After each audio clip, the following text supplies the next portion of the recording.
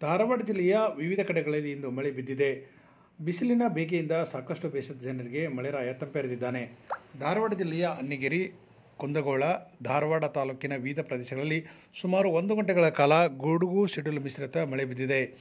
ಇದರಿಂದಾಗಿ ರೈತರಲ್ಲಿ ಮೊಗದಲ್ಲಿ ಸ್ವಲ್ಪ ಮಂದಹಾಸ ಬೀರಿದರೂ ಸಹ ಇನ್ನೊಂದು ಕಡೆ ಆತಂಕದಲ್ಲಿದ್ದಾರೆ. ಏಕೆಂದರೆ ಹಿಂಗಾರಿನ ಹಂಗಾಮಿನ ರಾಶಿ ಮಾಡೋ ಸಂದರ್ಭದಲ್ಲಿ ಕಡಲೆ, ಗೋಧಿ, ಜೋಳ ಇನ್ನಷ್ಟು ಸಹ ಸಾಕಷ್ಟು ಆಹಾರ ಧಾನ್ಯಗಳನ್ನು ಒಕ್ಕಲೆ ಮಾಡ್ತಾ ಇದ್ದಾರೆ. ಇದರಿಂದಾಗಿ ಒಂದು ಕಡೆ ಮಳೆರಾಯ ಬಂದ ಸಂತಸದಲ್ಲಿದ್ದರೆ ಇನ್ನೊಂದು ಕಡೆ ರೈತರು ಸ್ವಲ್ಪ ಆತಂಕದಲ್ಲೇ ಇದ್ದಾರೆ.